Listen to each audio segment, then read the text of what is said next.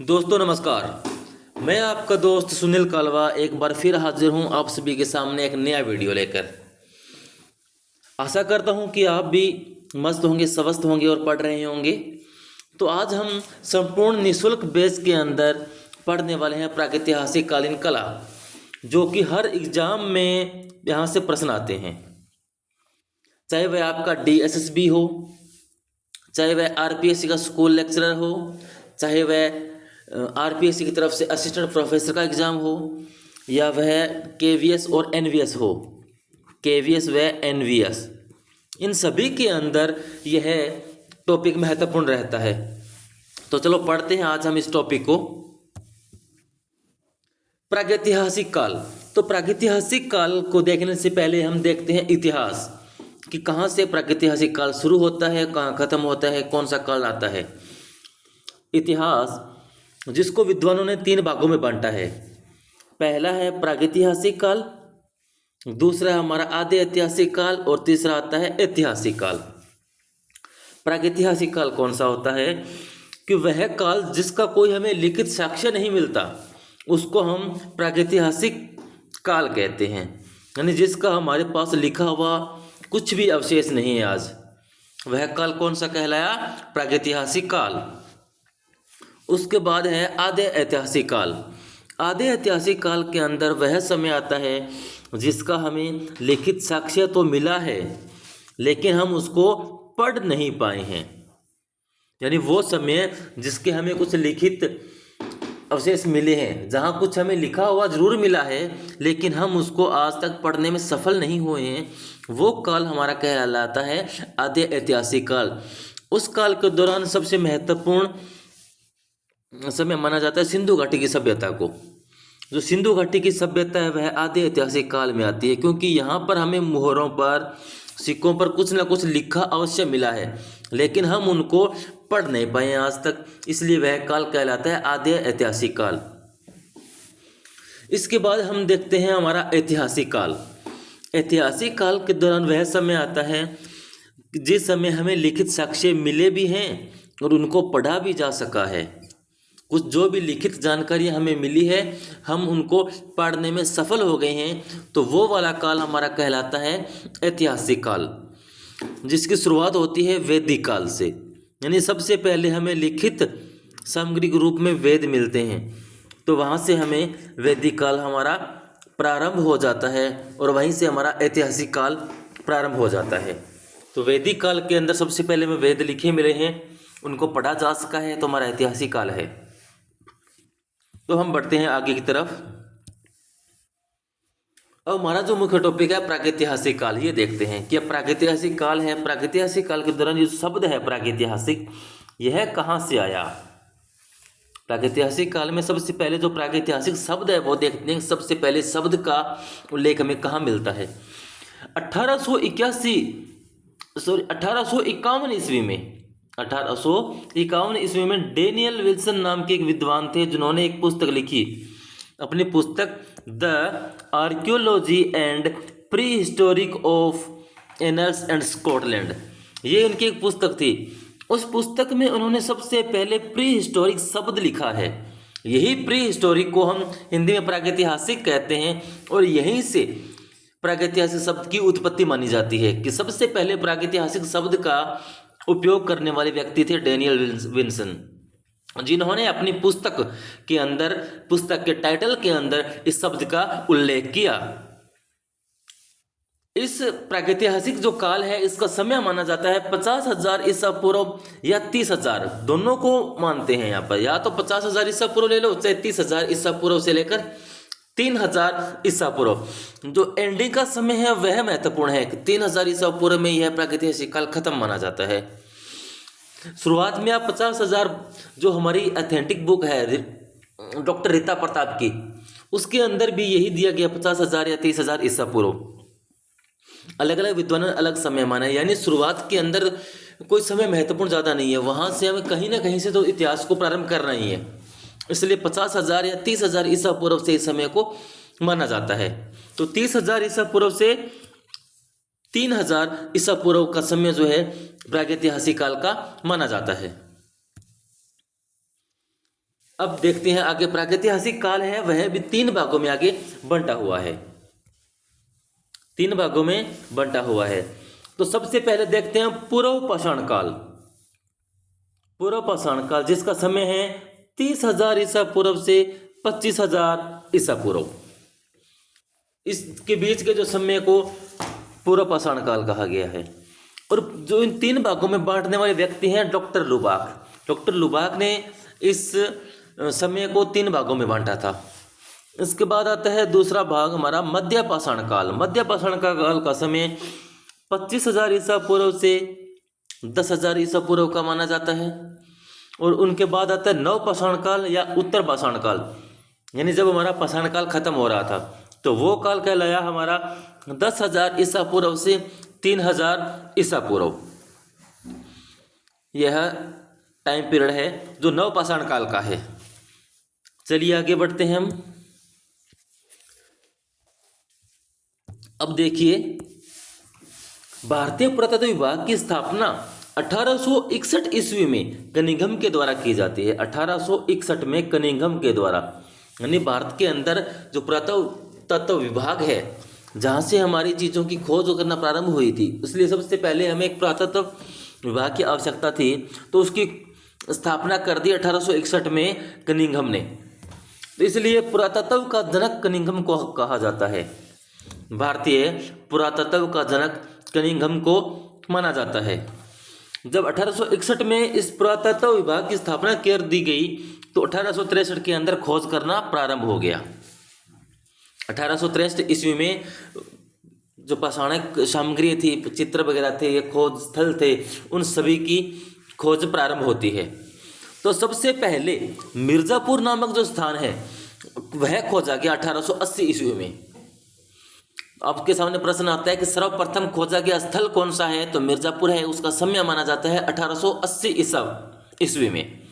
1880 ईस्वी में मिर्ज़ापुर की खोज की जाती है। इसके खोजकर्ता थे हमारे काकबर्न व कार्लाइल। काकबर्न व कार्लाइल के द्वारा इसकी खोज की जाती है। ये थे सबसे पहले खोजा गया स्थल। जब पहले स्थल की बात आती है तो मिर्ज़ापुर है। अगर जब आपसे पूछा जाए सबसे पहले जो पत्थर के औजार वगैरह खोजे गए तो कब खोजे गए, 1863 ईस्वी में। 1863 ईस्वी में सर्वप्रथम बृहस्पति विद्वान ने मद्रास के पल्लावरम में, मद्रास का पल्लावरम स्थान है, वहां पर सबसे पहले औजार खोजे। तो सर्वप्रथम औजार खोजने का श्रेय दिया जाता है बृहस्पति विद्वान को 1863 ईस्वी में। इसलिए भारतीय प्रागैतिहासिक काल का पिता या जनक माना जाता है रॉबर्ट बृहस्पति को। बृहस्पति विद्वान और रॉबर्ट बृहस्पति दोनों एक ही व्यक्ति है।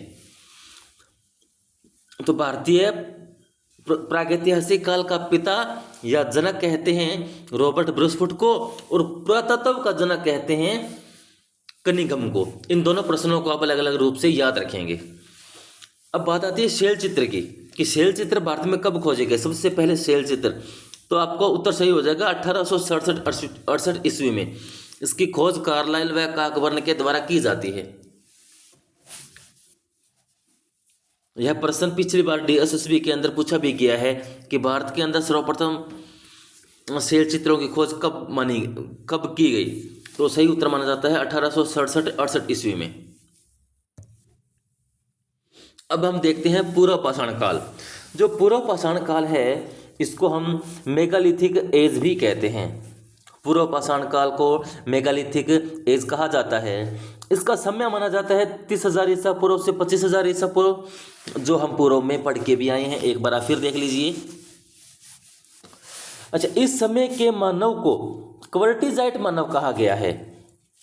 इस प्रश्न को विशेष तौर से याद रखेंगे कि इस समय के मानव को क्या कहा गया। मानव को और यहाँ के जो औजार वगैरह मिले उन दोनों को क्वार्टिजाइट कहा गया है। यहाँ पर सबसे महत्वपूर्ण चीज़ ये है कि यहाँ पर आग का आविष्कार हो जाता है। और जब आपसे प्रश्न आता है कि पूर्व पाषाण काल में सबसे महत्वपूर्ण खोज क्या थी, तो वो थी आग की खोज, आग का आविष्कार। आग का या अग्नि का जो आविष्कार होता है वह पूर्व पाषाण काल में हो जाता है।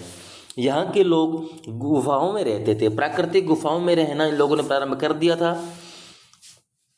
1863 ईस्वी में बृहस्पति विद्वान द्वारा मद्रास के पल्लावरम में औजारों की खोज की गई।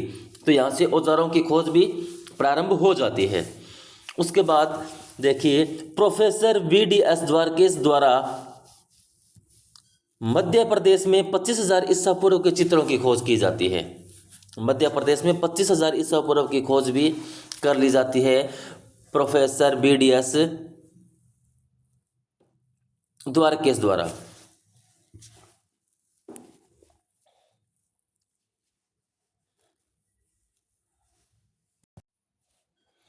अब देखिए आगे, तो ये लोग जो मनुष्य, यहाँ का मनुष्य जो था मद्रास, चिगलेपुत, अंगोला तथा कुडापा तक सीमित रहे। यानी यहाँ का जो मनुष्य था ज़्यादा दूर तक नहीं फैला हुआ था। उनका रहने का स्थान, रहने का मुख्य इलाका मद्रास, चिगलेपुत, अंगोला तथा कुडापा था। यहीं आसपास लोग ये लोग रहते थे। पूरे भारत में ये लोग नहीं फैले हुए थे उस टाइम तक। अब हम बात करें मध्य पाषाण काल की। मध्य पाषाण काल को मेसोलिथिक एज कहा जाता है। मेसोलिथिक एज कहा जाता है। इसका समय 25,000 ईसा पूर्व से लेकर 10,000 ईसा पूर्व तक माना गया है। मध्य पाषाण काल का समय माना जाता है 25,000 ईसा पूर्व से 10,000 ईसा पूर्व। इसको मेसोलिथिक एज कहा जाता है। अब हम बात करें तो यहाँ पर क्या होता है, महत्वपूर्ण चीज़ें कि यहाँ पर औजारों का आकार छोटा होने के कारण मैक्रोलिथ्स कहा है। यानी यहाँ के समय को, यहाँ के औजारों को मैक्रोलिथ्स कहा जाता था, क्योंकि यहाँ का जो औजार मिला, इस समय के जो औजार हमें मिले उनका आकार थोड़ा छोटा था। औजारों में सुधार, यानी यहाँ पर औजारों में सुधार हो गया था। जो पहले पूर्व पाषाण काल के अंदर जो औजार मिले थे वो बेडोल थे, उनका कोई मुख्य आकार नहीं था। लेकिन यहाँ जब मध्य पाषाण काल में वो आते हैं तो तब तक आकारों में सुडौलता थोड़ी कम हो जाती है, आकार थोड़े अच्छे बन जाते हैं और ज्यामितीय आकार बन जाते हैं। कुछ ज्यामितीय आकारों की खोज हो जाती है, यहाँ पर प्रारंभ हो जाते हैं। जो और उनके औजार थे मुख्य, चाहे वह औजार शिकार करने के थे या खुद को बचाव करने के जो औजार थे, उस तरह के जो लोगों ने वहाँ के समय लोगों ने औजारों का इस्तेमाल किया, उन औजारों के रूप में सुधार आ गया मध्य पाषाण काल आते आते। संधि काल, यह पूर्व पाषाण काल और नव पाषाण काल का संधि काल माना जाता है। यह मध्य पाषाण, इससे पहले हमने पढ़ा पूर्व पाषाण काल, इसके बाद हम पढ़ेंगे नव पाषाण काल। तो इन दोनों के बीच का जो संधि काल है, जोड़ने वाला काल है, मध्य पाषाण काल माना जाता है। ज़्यादा महत्वपूर्ण चीज़ें इसमें नहीं मिलती है हमें, बस इन दोनों काल को जोड़ने वाला संधि काल माना जाता है, इसलिए इंपॉर्टेंट है थोड़ा ये। लेकिन महत्वपूर्ण एक चीज़ यह रहेगी कि यहाँ पर औजारों में सुधार आ जाता है। चलिए आगे देखते हैं हम। अब हम देखते हैं हमारा उत्तर पाषाण काल या नव पाषाण काल। उत्तर पाषाण काल में हमें क्या मिला, इसको नियोलिथिक एज कहा जाता है। उत्तर पाषाण काल को नियोलिथिक एज कहा जाता है। इसका समय माना जाता है 10,000 ईसा पूर्व से 3,000 ईसा पूर्व तक का जो समय है वह है नियोलिथिक एज या नव पाषाण काल या उत्तर पाषाण काल कहलाता है। यहाँ से कला का प्रारंभ होता है। सबसे इम्पोर्टेंट लाइन, सबसे इम्पोर्टेंट बात आप सभी के लिए, जितना हम टॉपिक पढ़ रहे हैं उसके अंदर सबसे महत्वपूर्ण यहीं से शुरुआत होती है कि पाषाण काल के दौरान चित्रकला का प्रारंभ, कला का प्रारंभ कहाँ से होता है, तो वह होता है आपका नव पाषाण काल से, उत्तर पाषाण काल से। नव पाषाण काल या उत्तर पाषाण काल एक ही है, तो वहीं से आपका चित्रकला का या कला का प्रारंभ माना जाता है। तो यहाँ पर हम देखेंगे सभी खोजे गए स्थल जो हैं इसी समय के हैं। सभी खोजे गए जो स्थल हैं वो सभी के सभी इसी समय के हैं। यानी अधिकतम जो स्थल या सभी जो स्थल खोजे गए थे वो सब नव पाषाण काल या उत्तर पाषाण काल है काल के दौरान के हैं। समूह में रहना, इन लोगों ने समूह में रहना सीख लिया था, पशुपालन करना सीख लिया था, समूह में रहना सीख लिया और पशुपालन करना भी इन लोगों ने सीख लिया था। इसके बाद इन लोगों ने कृषि प्रारंभ कर ली, यानी कृषि का जो प्रारंभ माना जाता है वह भी उत्तर पाषाण काल या नव पाषाण काल में हो जाता है। तो यहाँ पर कितनी महत्वपूर्ण चीज़ें हुई। नंबर 1 कला का प्रारंभ हो जाता है। नंबर 2 समूह में रहना सीख लिया। नंबर 3 पशुपालन सीख लिया इन लोगों ने। और चौथा महत्वपूर्ण काम कृषि का प्रारंभ हो गया और कृषि करना भी इन लोगों ने प्रारंभ कर लिया। कृषि के साक्ष्य हमें मेहरगढ़ बलूचिस्तान से मिले हैं। जो कृषि के सर्वप्रथम साक्ष्य हमें मिलते हैं मेहरगढ़ या बलूचिस्तान से मिलते हैं। उसके बाद देखते हैं मुख्य फसलें। तो इस समय की मुख्य फसलें गेहूं व जौ थी। प्रागैतिहासिक काल के दौरान, जो नवपाषाण काल के दौरान हमने पढ़ा कि कृषि यहाँ से प्रारंभ हो जाती है, तो मुख्य फसलें कौन सी होगी? गेहूं व जौ यहाँ की मुख्य फसलें होगी। फिर आगे पहिया, चाक, बर्तन जिस पर बनाते हैं चाक, फसल काटने के औजार व बर्तन मिले हैं। तो हमें नवपाषाण काल से हमें पहिया मिला है, बर्तन बनाने वाला चाक मिला है, फसल काटने के औजार मिले हैं व बर्तन भी मिले हैं। तो इतनी चीज़ें हमें प्राप्त होती है नवपाषाण काल से। उसके बाद भय व जादू टोना के चित्र हमें मिलते हैं यहाँ से, यानी जब यहाँ से चित्रकला प्रारंभ हो जाती है तो जाहिर सी बात है यहाँ से हमें चित्र भी मिलेंगे। तो यहाँ पर भय व जादू टोना के चित्र मिलते हैं। तो माना जाता है कि इन लोगों में कुछ जानवरों को भय था, तो उन भय से डरते थे। उस जानवरों पर जादू टोना करने के लिए लोग चित्र बनाते थे। विद्वानों का मानना है कि ये लोग जादू टोना करने के लिए चित्र बनाते थे। तो कुछ विद्वानों का मानना है कि ये लोग चित्र बनाकर एक प्लान बनाते थे कि हम जानवर को, एक किसी पशु को किस तरह मारेंगे। इस तरह भी लोग मानते हैं, लेकिन अधिकतम यही माना जाता है कि इन लोगों ने जानवरों के डर से, जानवरों के भय से चित्र बनाना प्रारंभ किया था। जादू टोना भी यहाँ से मिलता है। अब बात करें नर्मदा नदी घाटी की। जो नर्मदा नदी घाटी है वहाँ से हमें दरियाई घोड़ा व अन्य पशुओं की हड्डियाँ मिलती है। दरियाई घोड़ा व अन्य पशुओं की हड्डी मिलती है। इस नर्मदा नदी घाटी के दौरान या नदी घाटी के अंदर हमें ये चीज़ें मिलती है। अच्छा, तो आगे देखिए कि इस समय का जो मनुष्य था, इस समय का जो मानव पूरे भारत में फैल गया, किंतु बेल्लारी प्रधान के अंदर था। पिछले क्लास में हमने पढ़ा था, पिछली लाइन में हमने पढ़ा पूर्व पाषाण काल के दौरान कि जो मनुष्य दक्षिण भारत के अंदर मद्रास, चिगलेपुत, अंगोला तथा कुडापा तक सीमित रहा। लेकिन अब यहाँ पर क्या होता है, उत्तर पाषाण काल का जो मनुष्य था वह पूरे भारत में फैल गया, लेकिन उसका बेल्लारी जो था प्रधान के अंदर था। बेल्लारी उसका कौन सा केंद्र था? प्रधान केंद्र था। मुख्य स्थल उसका बेल्लारी ही था। हालांकि फैला पूरे भारत में है, लेकिन प्रधान केंद्र के रूप में बेल्लारी ही माना जाता है। इस समय के अधिकांश अवशेष बेल्लारी से मिलते हैं, और इस समय जितने भी हमें अवशेष मिले हैं उनमें से अधिकतम हमें बेल्लारी से मिले हैं।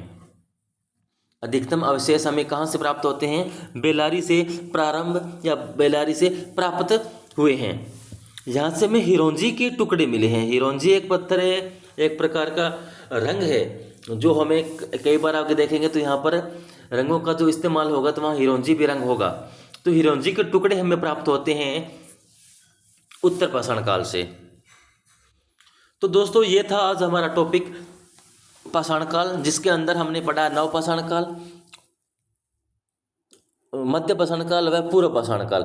इन तीनों चीज़ों की हमारी जानकारी होती है। तो आज का टॉपिक हमारा खत्म हुआ।